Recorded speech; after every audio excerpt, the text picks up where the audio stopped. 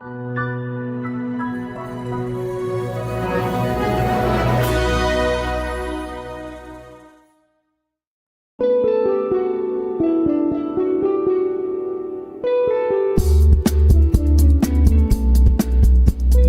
is Mainstream Metaphysics with your host, Nick Newmont.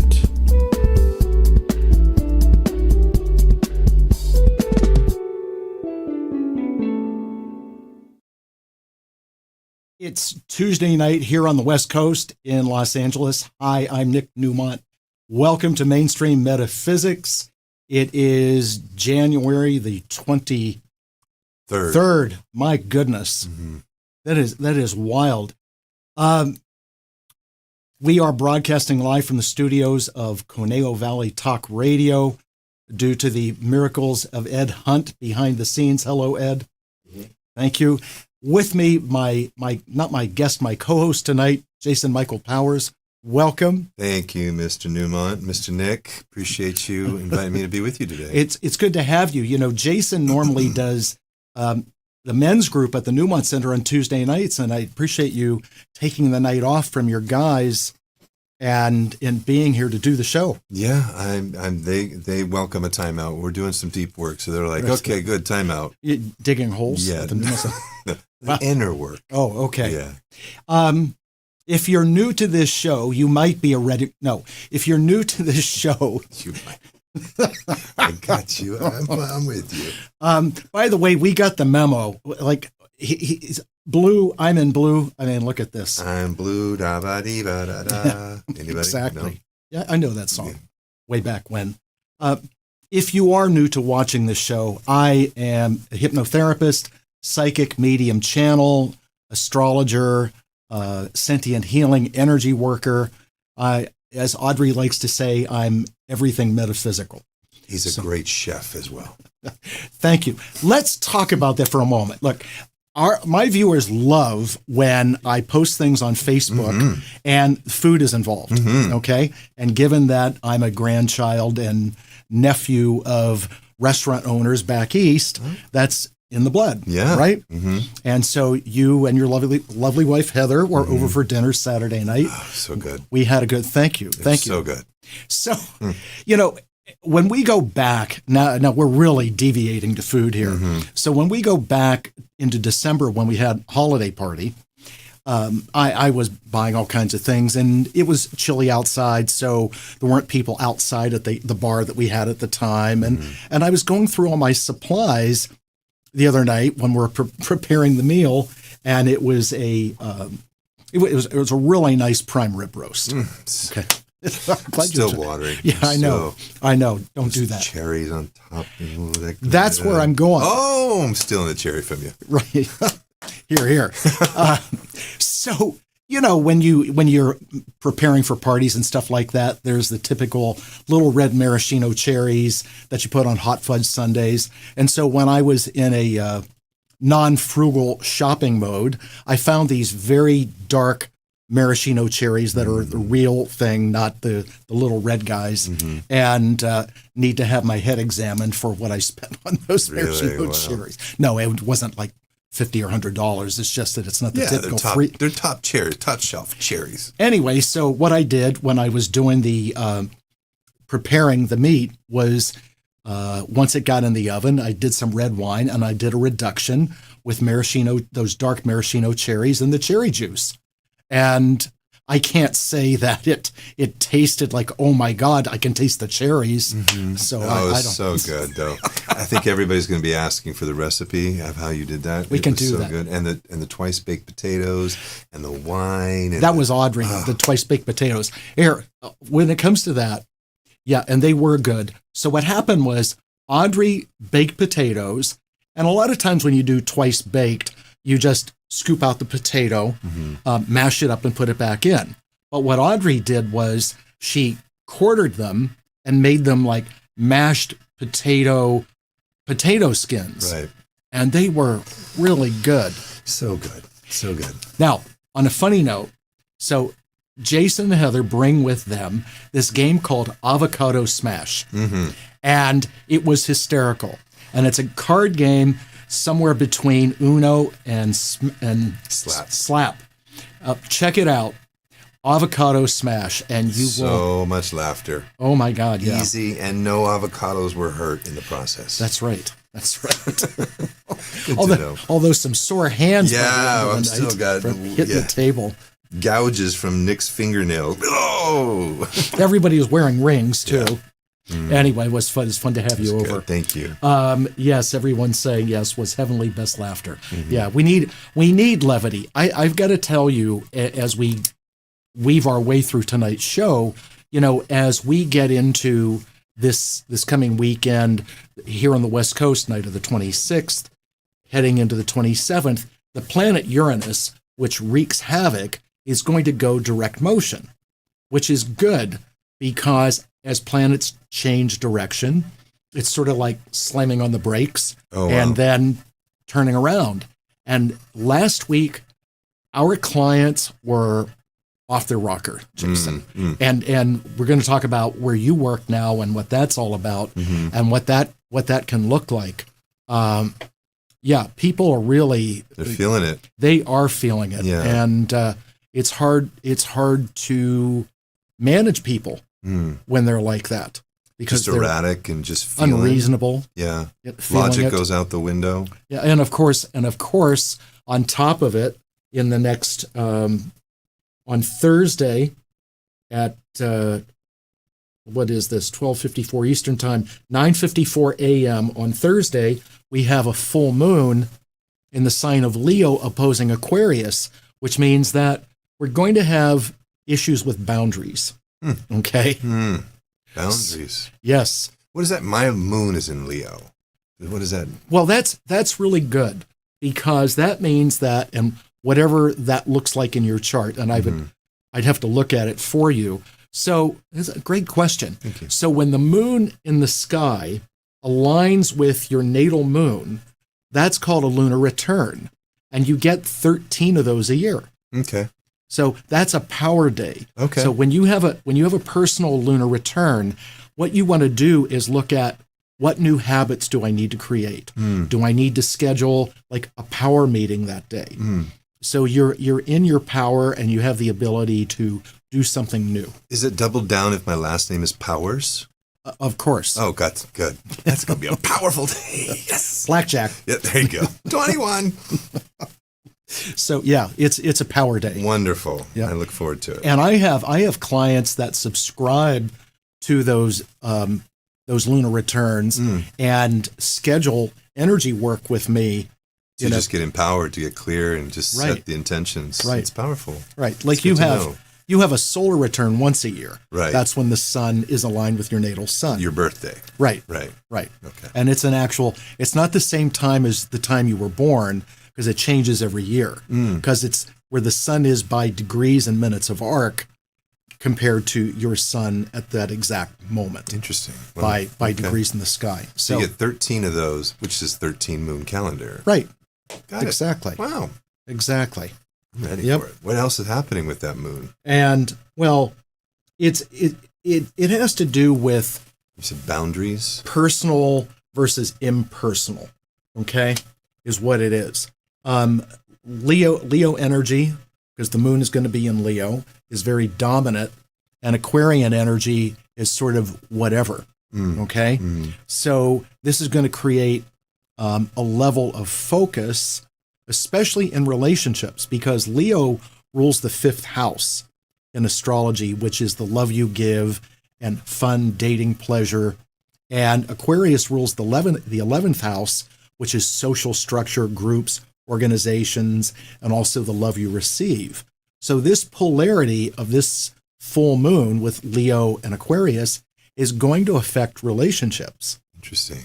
So it'll probably create parameters and define the relationship that a person is in, especially if you're an Aquarian or a Leonian, okay?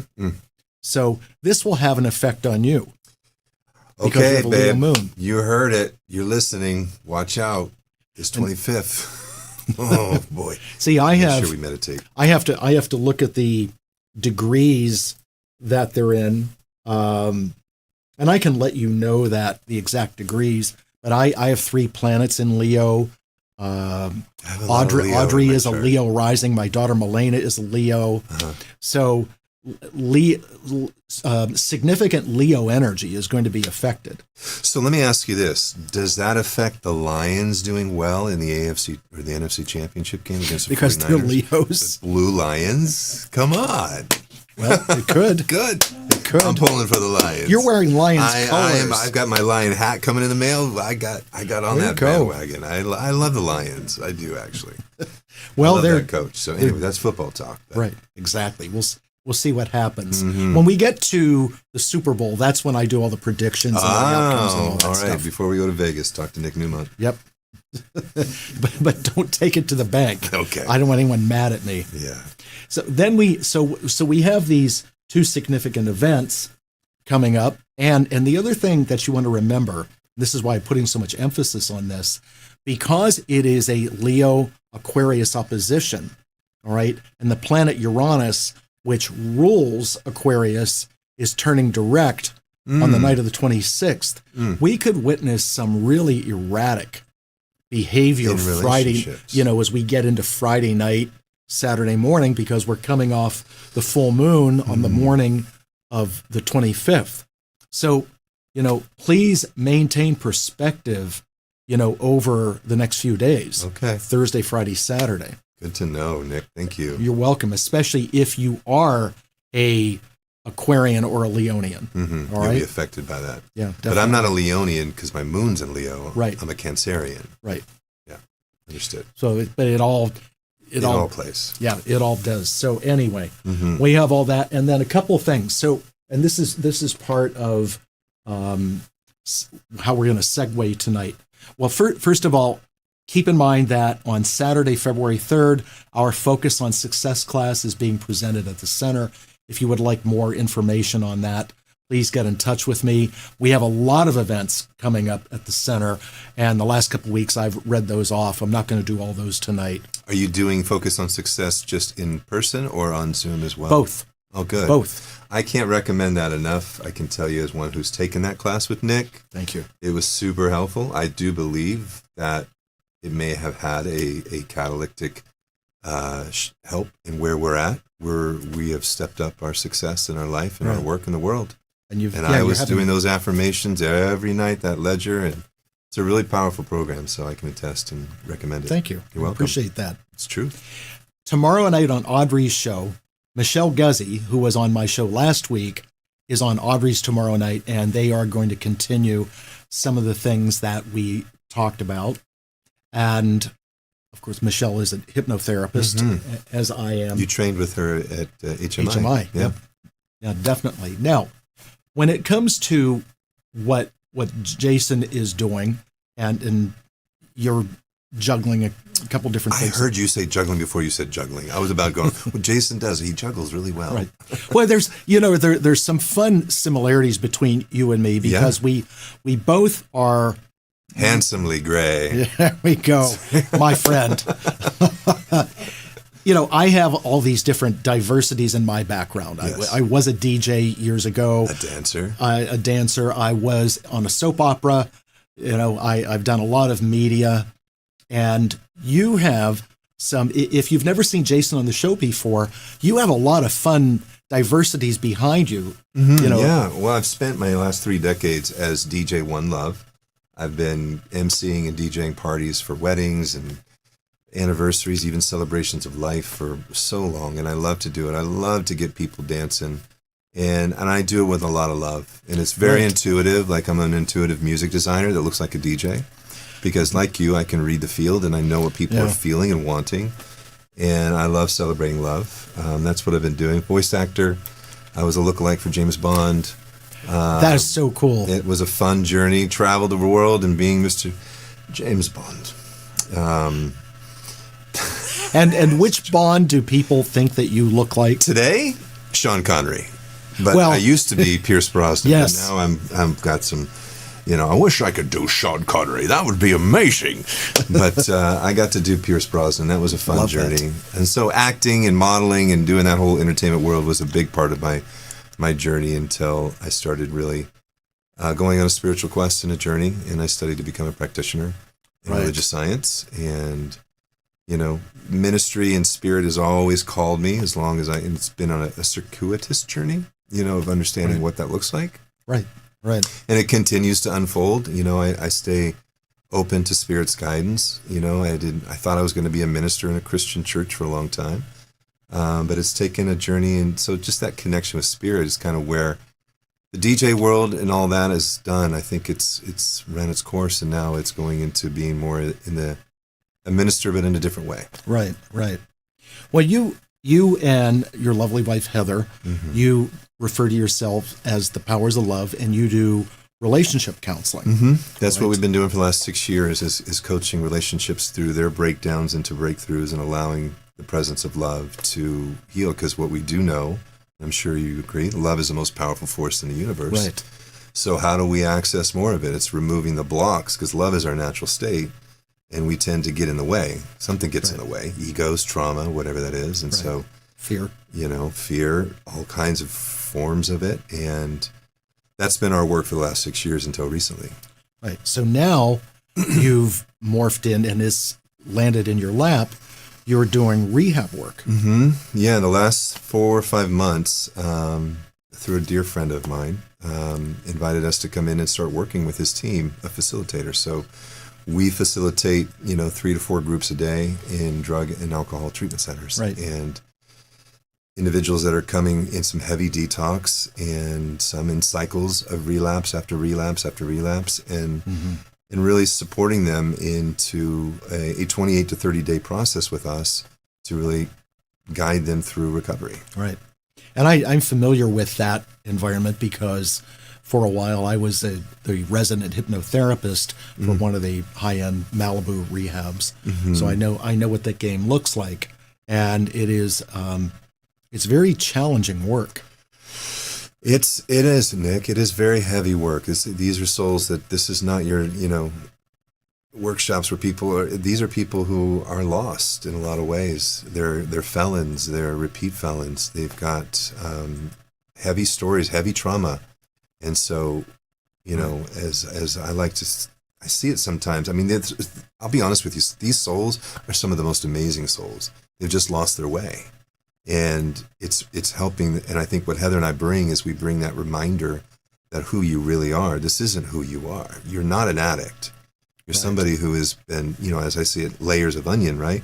The layers have been put on them, and so we're doing our best to go, how can we remove those layers and help you remember who you are, and not somebody who's identified with this. In the world of affirmations, which are what you say, what you write are very powerful, I have an issue when people are recovered, okay? When they stand up at a meeting and say, my name is whoever, I'm an alcoholic. Right. And coming from the realm of hypnosis and motivation, why affirm something that you don't want to be or have been in the past? Yeah, I totally agree with you, Nick. I've spent times in the rooms myself, and when I started going into the rooms when I was studying to become a practitioner, and I already knew. I mean, I wear a ring that says I am. Like, I knew already the power of I am, and so it is. I continue to create a reality based, because my word is my wand, as Florence Swivel-Shinn said, right? What we say, we are creating with the power of our word, and we're spelling our life. And so when I continue to affirm that I am whatever you choose to follow it with, and so it is. So, there's a fine line, I think, where we see with the 12-step program, where we see people, grab on to that, because sometimes it depends on where they're at, right? I mean, some people, they need that support, and I'm identifying it. I need the help of this program, this 12 steps, this fellowship, and it helps me. And then there's more after. Sure. Right? And that's, I changed the way I always looked at how I am a grateful recovering blank, or I'm recovering from the addiction of, because that's the reality. Right. You can't sit there and go, I am clean and sober. Well, no, that's not going to be truth for somebody, though you want to spell that out. But saying that I am recovering from addiction of alcohol, I'm a recovering addict. That I agree with. Right? That's the truth. And you can go, yep, I'm in a process of recovery, and I'm no longer identified by that. Last week on the show with Michelle, one of the topics that we didn't get into, and maybe Audrey and Michelle can talk about this on their show tomorrow night, is labeling. And I have a really hard time with labeling through diagnosis. And there's a client that I'm going to get referred to me, and I already know that it is a kid, a teenager, and the mother is proclaiming he's this, he's this, he's this, and it's their labels, okay? Right. And even if they're accurate, you know, and one of the things we talked about last week is going on the internet, like people would diagnose their health. I've got that symptom, I've got this symptom. Oh, dear Lord, yeah, that's scary. And now we throw phraseology around, like, and people talk like this, like, well, he's a narcissist and she's a sociopath and stuff like that. We should, as a society, should not be throwing around phraseology like that. Now, in the case when someone has addictive behavior, if we label them, with some people, especially where the psyche is so fragile, it can pigeonhole them to the point where they have a feeling of, why? What does it matter? I'll just give up. Yeah. Right. They call it F it in the world of recovery. Like right. it doesn't matter. I'm in despair, you know, and we understand from David Hawkins' work, guilt and shame, you know, are the lowest frequencies that we can have. And if right. you're identified and labeled yourself and see yourself as an addict who's never going to get better, then why care and even do the work? And so right. it's important to, and that's I continue to press that since I've been in there, because I understand that's the power of how one of my heroes, Jesus, how he healed. He didn't see sickness.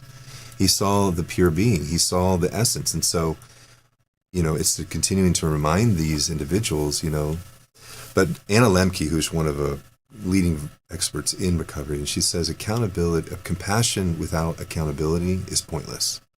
And so sometimes we want to build them up, but we have to keep them accountable to their actions, you know, and to build and to take inventory and to take a look at, honestly, you know, I did a group today on radical honesty. I did a group today on stages of change, like what happens right. when it takes us to really have an effective, long-lasting change. You were mentioning that compassion and accountability at dinner the other night, and I didn't want to interrupt you, but in the model that we have, Audrey and I, for the victimization loop, the bottom part where the healing takes place is actually compassion and understanding, releasing judgment so that you can take responsibility, which accountability, however you want to use that. But when you were saying that the other night, my ears kind of pricked up, but like I said, I didn't want to interrupt. You were on a good flow, but that's really important because when the trigger into the victimization loop, that first step is judgment, which could be an inner or outer judgment. Right. Most of the time it's an inner judgment, 100%. Which puts the person onto the path of anger and blame, you know, and then they get on that ride. So, getting people to release judgment and come into a place of understanding, which couples with compassion. Right. I see, I get it. Oh, right. You know, that kind of it's an essential compassion. We have how we work, because we figure we have a client for 28 to 30 days, right? How many days are in a month? 28 to 30, right? So what we do is we have a compass. A compass is good to guide people when they feel lost. And so we have a compass of core principles of recovery, which are integrity, compassion, forgiveness, and responsibility. And so focusing those four areas of somebody who's going through recovery to take an honest, you know, integrity is what's going to drive us. Integrity is the most important thing, even beyond sobriety. If you can be integrous with yourself and with others, you know, you tend to be in right relationship and you don't want to numb out. Right. You know, that word integrity is fascinating because integrity, talking about coming from a moral compass and all of that. But the word integrity is also the word that's used to describe, you know, a bridge or a highway that's held, you know. And so there's a foundational aspect to that word integrity, right? Not just It's not just doing the right thing when no one's looking. It's actually wholeness. And I like how you said it. That's actually connection. And we know we're connecting our soul self with our human self. Disconnection is what causes addiction. We're disconnected from life. We're disconnected from our authentic self. We're disconnected from a higher power of our understanding. And when we're disconnected, T.J. Woodward, who wrote a great book called Conscious Recovery, says the 3 root causes of addiction are toxic shame, unresolved trauma, and spiritual disconnection. Say that again. That's like, don't run. It's so simple when we understand. Really, and so if you've got somebody who's struggling with addiction, there is toxic shame. There's just shame. It's a loop that continues to go. When I create more shame. But there's toxic shame from childhood. There's I'm not worthy. I'm not enough. There's all this shame and guilt hanging out. So that's number 1. And 2 is unresolved trauma, which goes back to childhood. And so there's stuff that needs to be worked out with a therapist, with somebody professionally. I definitely invite that. And then 3rd, and most importantly, is a spiritual disconnection. We are built to be connected spiritually. And I believe we have an epidemic on our planet of addiction. Fentanyl has risen. It's just people are lost. They don't, and God and church and religion has turned people away from any kind of spiritual connection. So people don't know how to connect in a really true blue way. Right. And so that is ultimately the success of how somebody's going to recover from addiction, is get back somehow a spiritual connection. Well, that in today's world too, Jason, I think that there's a lot of confusion around what spirituality is. Mm-hmm. I know people like to define it based on activities they participate in, or maybe having certain gifts and talents. But spirituality is really a connection based in truth, connecting to the higher self, and of course, how one lives life. So when you say truth, what does that mean to you? Because truth is one of those things that seems relative at sometimes to certain individuals, right? When you say connect in truth, how would you define that to somebody who doesn't believe? Like we find a lot in recovery. You got a lot of people who go, they have religious trauma. They've got spiritual trauma, right?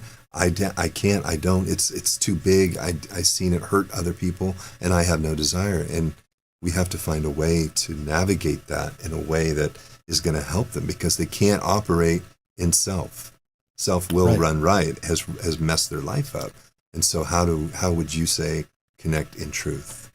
Well, being in ownership of all their feelings, being honest with themselves about where everything is, owning those feelings, not pushing them aside. We have too much of that goes on nowadays. And that's, in my humble view, that's part of why we have too much addictive behavior, because people are taught to suppress their feelings, and so they end up masking those feelings with artificial means. Right. And wouldn't you, I've seen in my circles, maybe you have too, where even being spiritual can be an addiction. You know what I mean? We spiritually bypass. I am so great. I'm, the upside down of Maslow's hierarchy of needs. I'm so open at the top, but I can't take care of my life. I have no sense of responsibility or sense of discipline. I know for myself, that's been a journey. And so we can be think we're spiritually in truth, but I like what you said, taking responsibility. That's when we know we're in truth. If our life and our life of our affairs is in alignment, and I'm in right relationship with my money, with my health, with all my relationships, I would say then your spirituality is probably pretty true. Right? Yeah.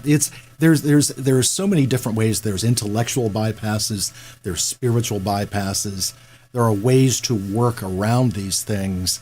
And so when we look at a spiritual bypass, a person can profess they do this, they've read this, they've studied this, but when we look at the actual evidence of what their life is like, well, then that's a spiritual bypass. So it's a little bit of a hypocrisy that goes on. And so I think that people want to aspire into spiritual behavior, but there's a lot of things that go on in life that kind of, knock people off a little bit. So there are so many things that are thrown at us in today's world that we have to do this, we have to take care of this. And existing in a more spiritual way in today's society is very challenging because of everything that is thrown at us. Do you see that we are in a great awakening? I mean, do you see like Absolutely. we're navigating in mysterious waters of what a spiritual life feels and looks like? But I really see that that has to be the solution for the addiction crisis, that we have to cultivate. We have to be living examples of what a healthy spiritual life is. When you get into the main definitions of the crown chakra, which we would think as connection to spirit, that's the one up here. One of the defining qualities of that is peace of mind. So when a person is peaceful, really peaceful, they're going to tend to be more aligned with spirit. Another quality of the crown chakra is life purpose. Does a person feel purposeful? Well, do many alcoholics and addicts feel purposeful? No, they don't. No, they don't.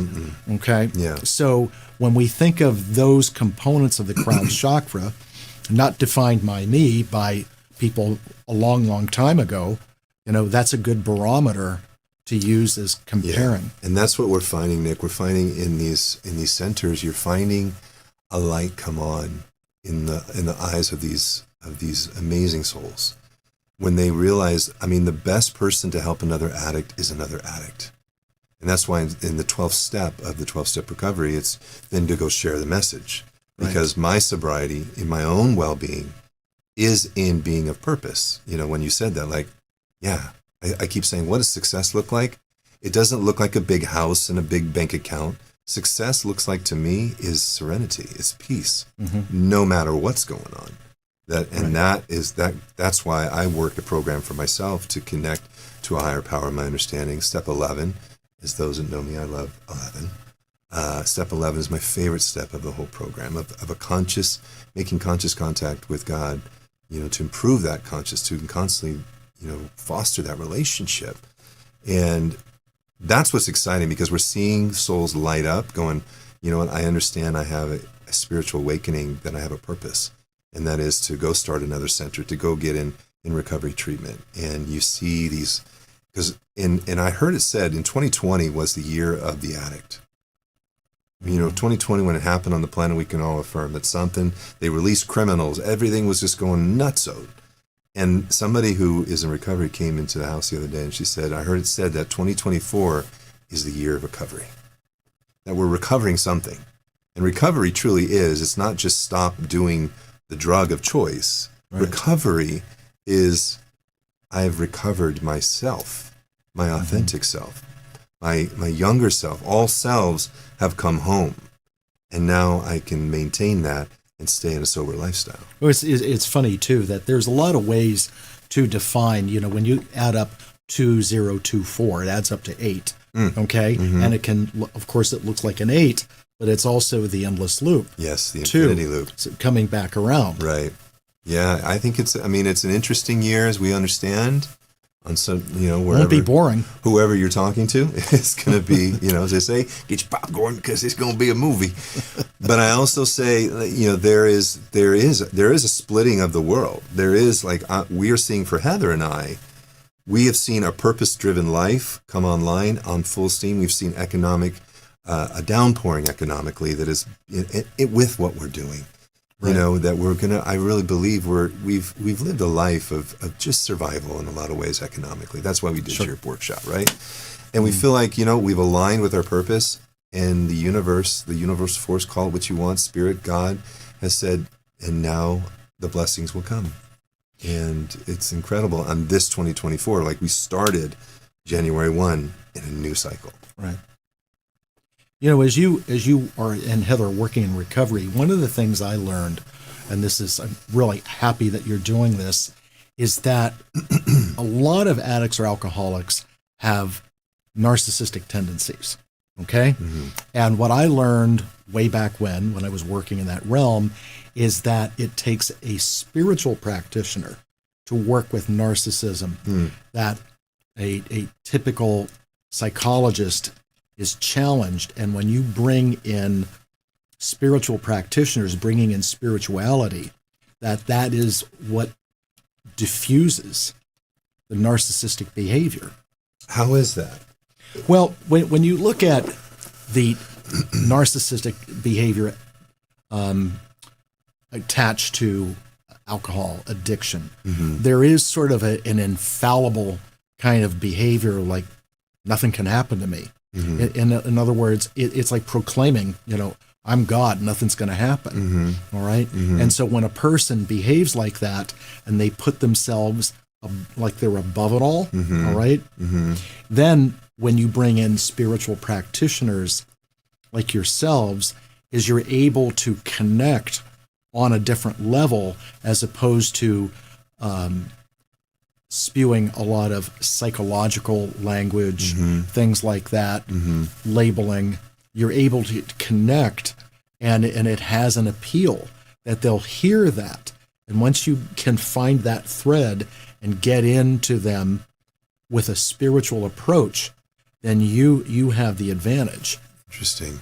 Heather talks about this, and she's probably thinking about this while she's talking. There's an interesting Venn diagram with narcissist on one side and CPTSD, chronic post-traumatic stress disorder, right?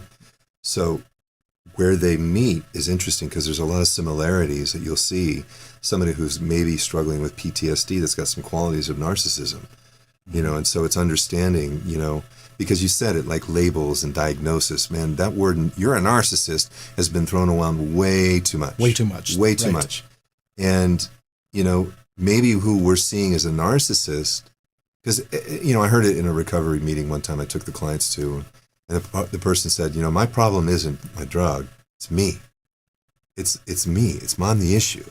And it's the consumption with self, whether it's the trauma of self or the toxic shame of self, or I am the God, there's trauma underneath the narcissist. And so my invitation for those that may be seeing somebody who's struggling with narcissism qualities is inviting compassion somewhere to understand that's not who they are. And that, I think that's what you're saying as a spiritual practitioner. This is, we're getting out of the mind and we're going to the soul. We're going into that, like, look, we'll understand why you're doing what you're doing. Right. You're hurt. You were hurt. You were not heard. You were not valued. You weren't felt accepted when something happened. So many. Going back to what we said earlier. The tragic stories, Nick, of these souls that come in that have been just abuse. It sold into child sexual circles, and like it's just insanity. Right. Insanity. I just made up a word, Ed. Insanity. We have to back up the validity and the need for recovery where a person is off the street, to get help like that. Recently, we at the center got this client that wanted to work with us, and it is a drinking problem and a couple other things. And long story short, he said that he had an unpleasant time in rehab and gave reasons. Now, keep in mind, when you're dealing with alcoholics and addicts, there's always a reason for everything. They're always the victim. Right. And so what happened was I set him up with what I do, what Audrey does, what Dr. Palmer does, what Dr. McGuire does with acupuncture and Chinese medicine, and our friend Selena, who does Reiki and those things, and aromatherapy. And he was consistent. And the deal was he was supposed to see each one of us a different day. Things started to unravel. And again, I feel that when a person has those kinds of issues, they need to be off the streets. They need to be off the streets for at least 30 days so they have no temptation to any of that. Yeah. All right? So long story short, he fell off the wagon because I can't make that appointment, and I don't understand what she does. And then the holidays came. Yeah. And there wasn't accountability. There wasn't accountability. And the funny thing is, when Dr. Palmer was working with him, he was bringing some specific facts about accountability, the man got really angry with him. Of course he did. Of course he did. That's like an addict generally is in victim consciousness. Right. You know, I'm here because of them. And then, you know, we lovingly, gracefully, kindly usher them into a space of going, take accountability, take responsibility. You know, yes, this is what happened. And we understand, and we got to work through forgiveness, but we have to take the responsibility for why I choose to pick up, why I continue to do what I'm doing, because I'm the one doing it.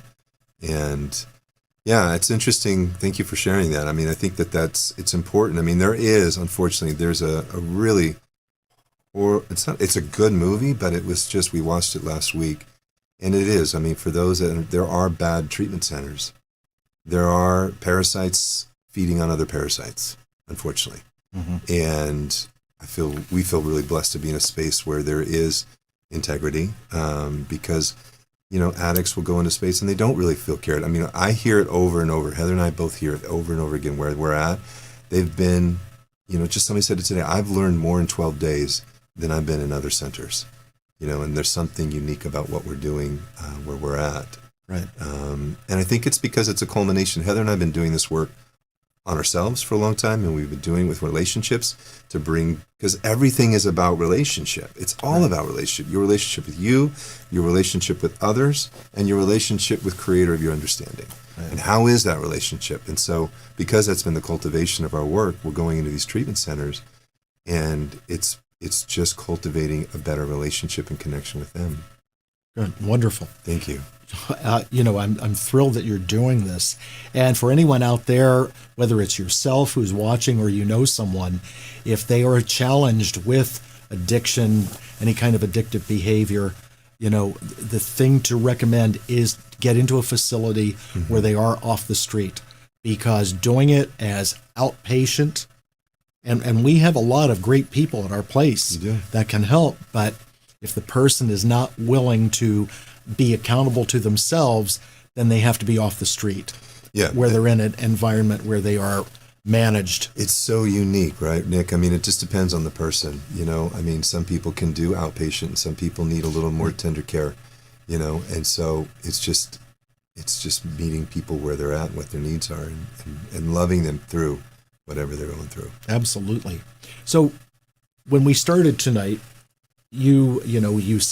we said that normally you do the men's group on Tuesday night. And how long have you been doing that at our place now?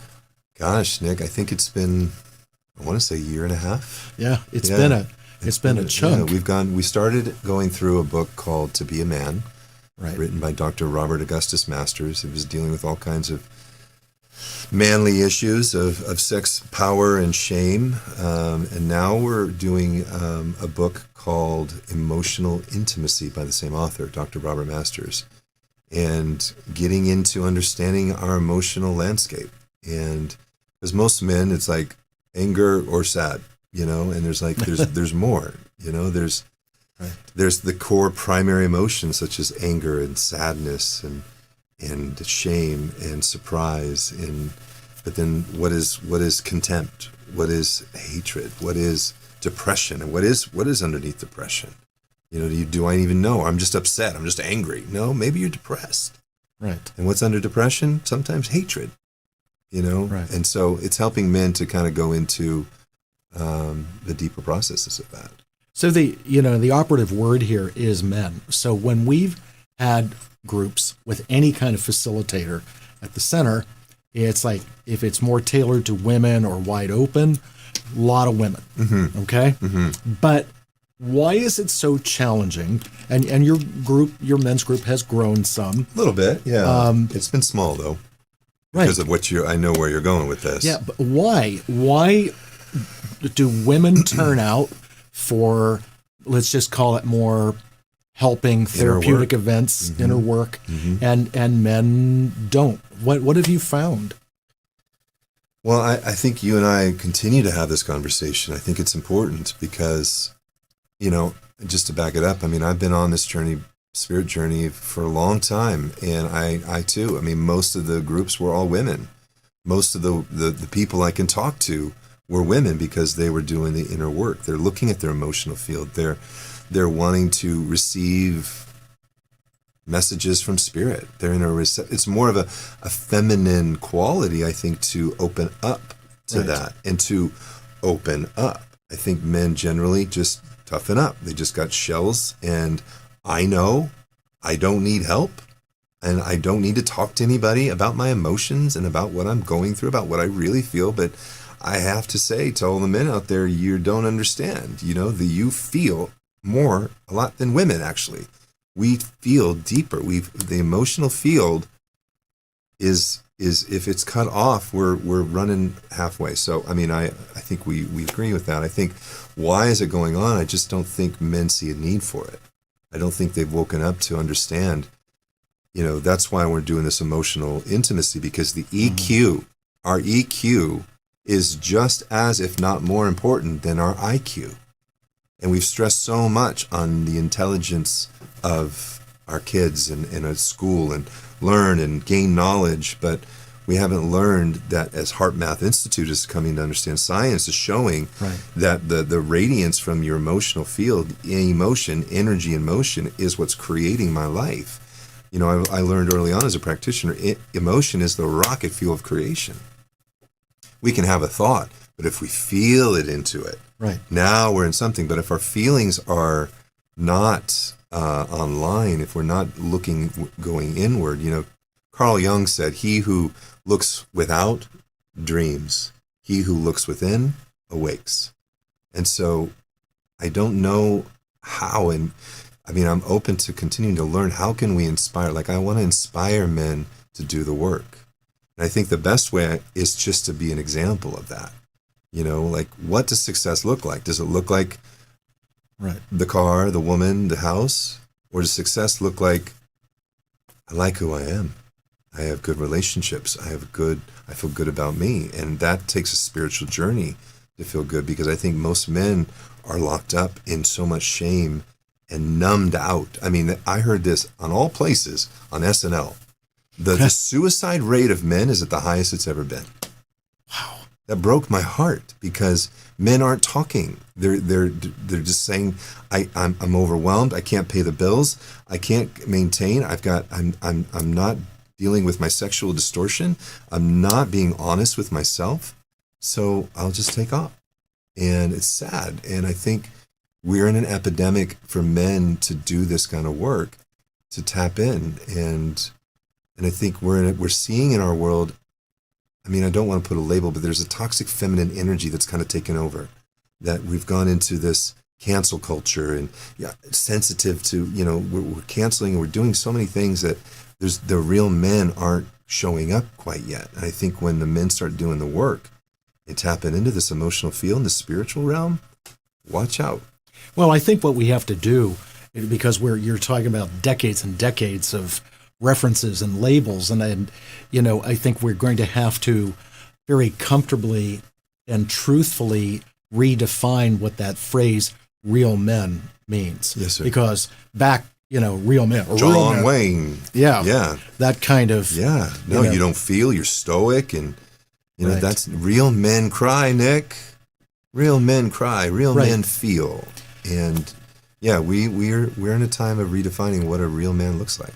When we hear these phraseologies through decades that women want a man that's compassionate, okay? I think that men have interpreted that as, or a man that's sensitive, that depicts weakness. But it's not weakness. It's the ability to feel and be on par with the feelings that are being exchanged with a mate, with a partner. And I only think you can do that as if you're in touch with your own emotions. Right. We men we're uncomfortable with our women crying because that's out of control. Because we're not comfortable with that. If we understand and are empathic and to our own compassion to our own emotions, we can go, that makes sense that you're crying, that you feel that. And that's the work. I know that it's a work that I continue to do in my own world every day. Well, when we see something that we perceive as broken, we go to fix it. Totally. And sometimes it's simply just being with those feelings, that level of understanding of, I understand, I get it. Yeah, a phrase that we love in our home This is for you, babe. That makes sense. When somebody's feeling, when our partner's feeling something, instead of trying to fix it, just, that makes sense that you feel that. I understand that. But that takes for us to go inside ourselves and to go, I understand my emotional upsets. And, but I keep asking myself, Nick, what is it? How can we inspire more men to do the work?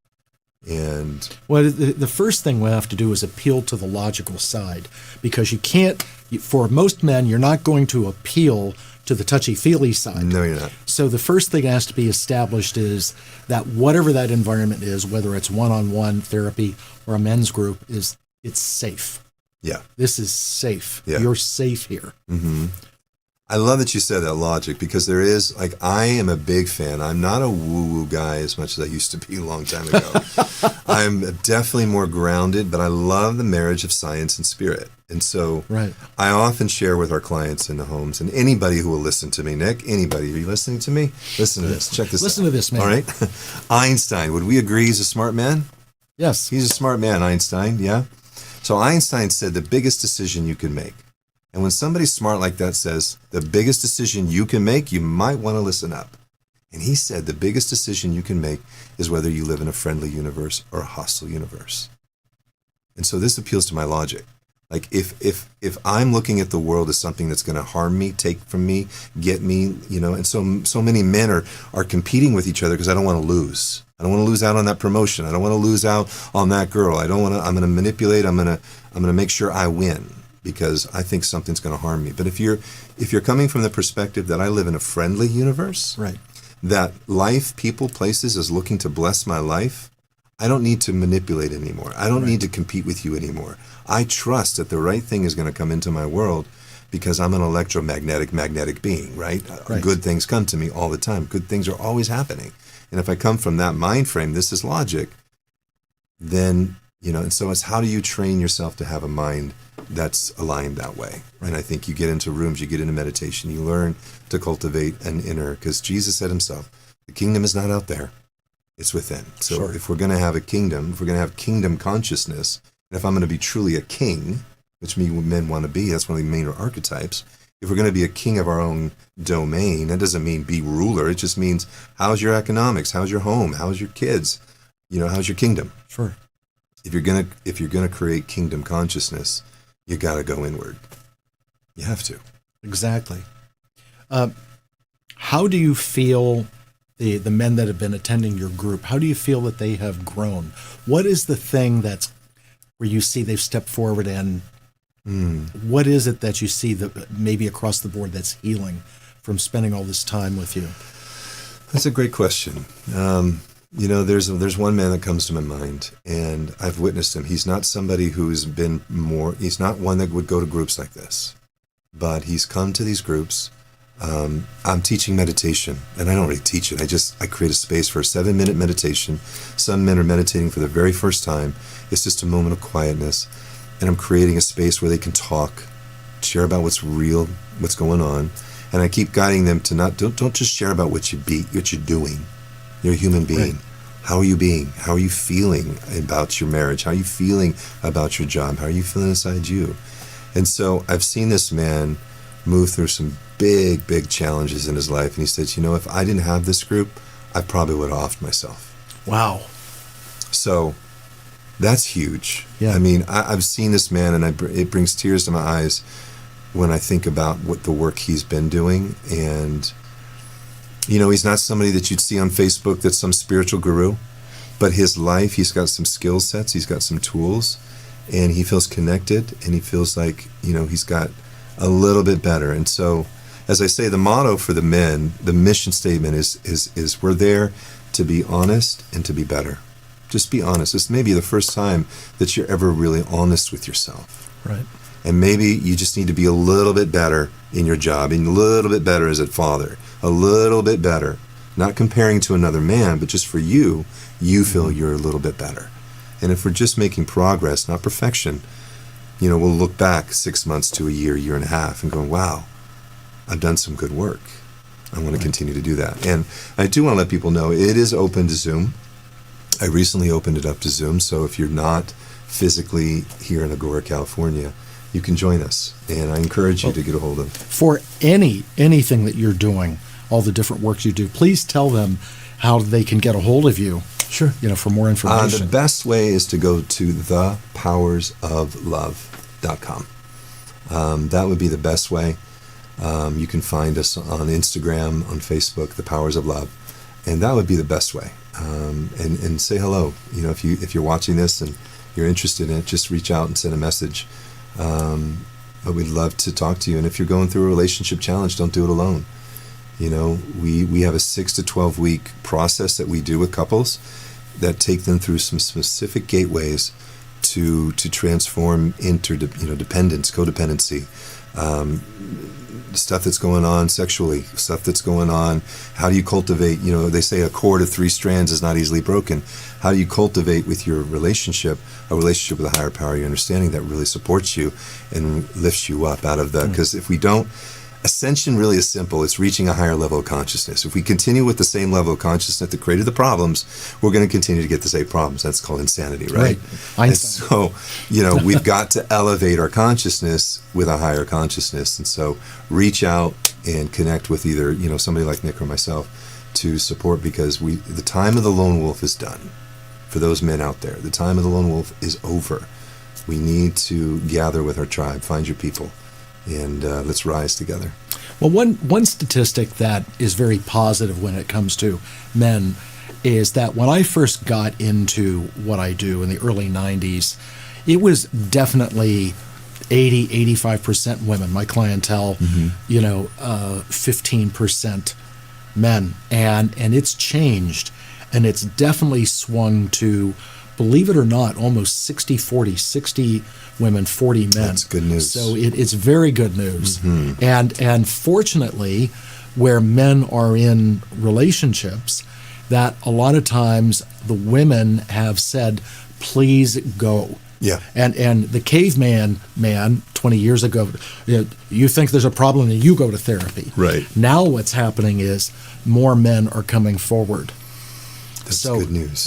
It is good news. Mm-hmm. So we are witnessing the change. And the other thing is, you've said a few times that we're in a time of an awakening. Yeah. And we are, but to bring that about, we have to have this reveal first. Mm-hmm. And that's for for people to awaken to.